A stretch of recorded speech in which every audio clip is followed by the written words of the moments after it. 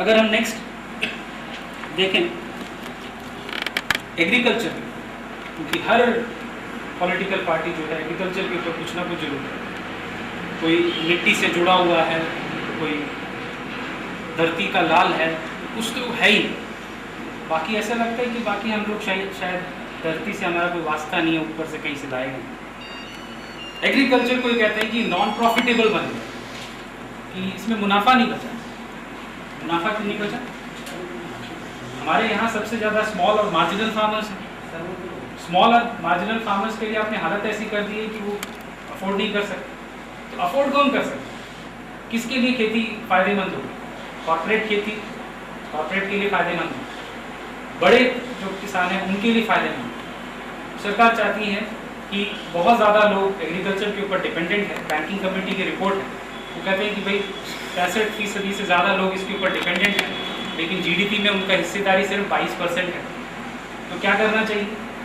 इन लोगों को निकालो, इसमें से एग्रीकल्चर से निकालोगे तो सही, आप तो ये जाएंगे कहाँ? उसके ऊपर ना तो प्लान है आपके पास, ना इसके ऊपर आपकी बात है।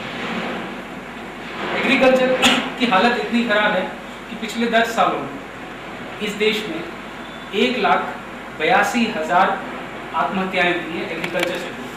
एग्रेरियन क्राइसिस ये पूरे देश का आंकड़ा है। 10 सालों में 1,82,000 फार्म सुसाइड्स हैं।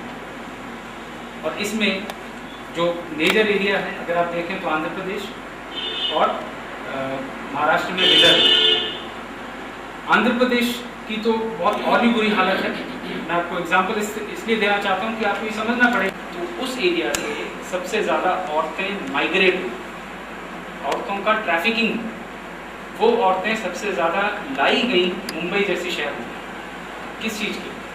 वेश्यावृत्ति। और उनके ग्राहक कौन बने? वो लोग जिनके खेती बाड़ी ऑलरेडी छूट के वो काम की तलाश में वहाँ पहुँचे। एक ऐसा सिचुएशन बन गया जहाँ विक्टिम ही एक्सप्लॉइटर है और एक्सप्लॉइटेड भी विक्टिम। ये सिचुएशन इस देश में उन्होंने लाके खड़ा है। क्या ये मुद्दा नहीं? आप देखेंगे कि मतलब फार्म सुसाइड्स के ऊपर आपको चैनल्स पे क्या मिले? कुछ भी नहीं। शायद कभी कभार मैंने थोड़ा बहुत देखा भी है तो एनडीटीवी पे देखा हो, बाकी चैनल्स की तो कोई बात ही नहीं। कितने इनके रिपोर्टर्स हैं जो फार्म एग्रीकल्चर को कवर करते हैं? एक लैब में फैशन इंडिया होगा तो पता लगेगा कि वहाँ तो जर्नलिस्ट ज़्यादा होंगे, मॉडल्स कम मिलेंगे आपको। बट एग्रीकल्चर या फार्म सुसाइड्स के ऊपर सरकार कहती है हमने बहुत कुछ किया है, हमने लोन माफ किए, हमने सब्सिडीज भी काफ़ी कुछ दी, लेकिन हकीकत कुछ और। हकीकत इसलिए कुछ और है, पिछले 2 साल से रिजर्व बैंक ने नाबार्ड को जो 6,000 करोड़ रुपया वो देता था बंद कर दिया। 6,000 करोड़ जो किसानों को सस्ते लोन या मदद के रूप में नाबार्ड खर्च करता है, वो रिजर्व बैंक ने पूरी तरह से बंद कर दिया। 6,000 करोड़, 1-2 रुपया नहीं है। आप एक जगह कहते हैं कि हमें अपनी कृषि को ऊपर लेके जाना है, दूसरी जगह उसका जो बेसिक रिक्वायरमेंट है पैसा खींच लोगे बीच में से, तो ये कहाँ से बने? क्या ये मुद्दा नहीं?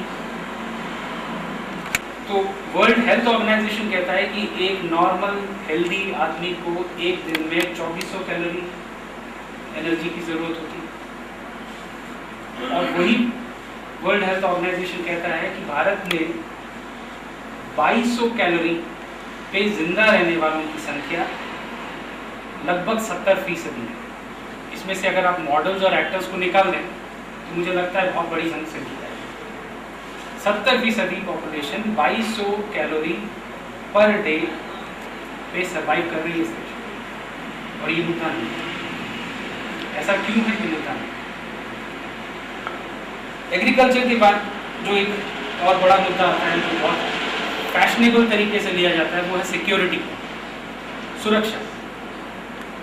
और सुरक्षा की जब वो बात करते हैं तो सिर्फ हमको ये नज़र आता है कि आतंकवाद है और नक्सलवाद है, 2 मुद्दे। जबकि सुरक्षा का सही मायना क्या है? सुरक्षा का मतलब है सामाजिक सुरक्षा, आर्थिक सुरक्षा और एक व्यक्ति के उसके जो हक हैं, जिसको आप ह्यूमन राइट्स कहते हैं, उसकी सुरक्षा। सरकार इन चीज़ों की बात नहीं करती। सरकार सिर्फ एक अजीब सी सुरक्षा की बात है। और उसके लिए जैसे बच्चों के हाथ में झुंझुना दिया जाता है, इसको बजा के वो खुद खुश हो जाता है, भूख लगती है तो भी जब वो बजता है तो थोड़ी देर चुप हो जाता है। सरकार ने आम जनता के हाथ में 2 झुंझुने दिए।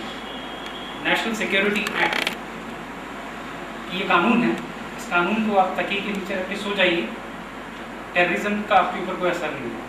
कानून अपने आप में कुछ नहीं कर सकता। जो आपको सिस्टम बनाना चाहिए, व्यवस्था बनानी चाहिए, वो तो आप बनाते हैं।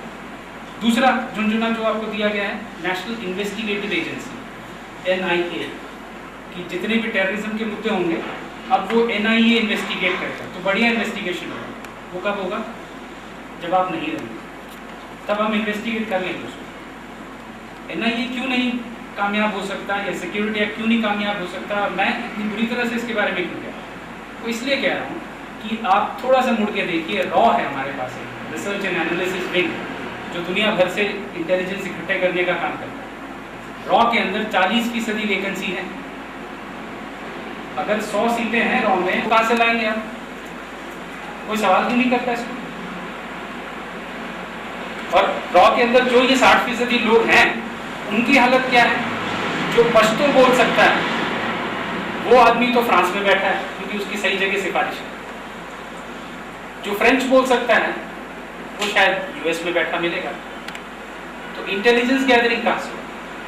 अब टेररिज्म को कैसे डील करो?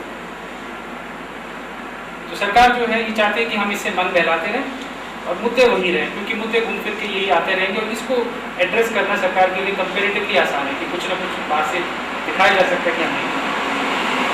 दूसरा, लोगों की सुरक्षा के बारे में सरकार कितनी परवाह करती है, वो इस बात से भी अंदाजा लग सकता है कि हमारे यहाँ एक नेशनल सिक्योरिटी गार्ड्स करके NSG, नेशनल सिक्योरिटी गार्ड जो है वो एंटी टेररिस्ट ऑपरेशंस के लिए है थ्रू आउट दिस कंट्री। पूरे इस देश में टेररिज्म के खिलाफ कार्रवाई के लिए नेशनल सिक्योरिटी गार्ड आपने बनाया। और एक है SPG, स्पेशल प्रोटेक्शन ग्रुप, जो VVIP प्रोटेक्शन के लिए है। आप इन दोनों का बजट देखिए। NSG का सालाना बजट है 150 करोड़, 150 करोड़, और SPG का 250 करोड़। इस पूरे देश के लोगों की प्रोटेक्शन के लिए आप 150 करोड़ खर्च करेंगे और सिर्फ कुछ VIPs के लिए आप 250 करोड़ खर्च करेंगे। तो सरकार की प्रायोरिटीज कहाँ है आपको मालूम चल रहा है? इसमें ज़्यादा जोर लगाने की जरूरत नहीं।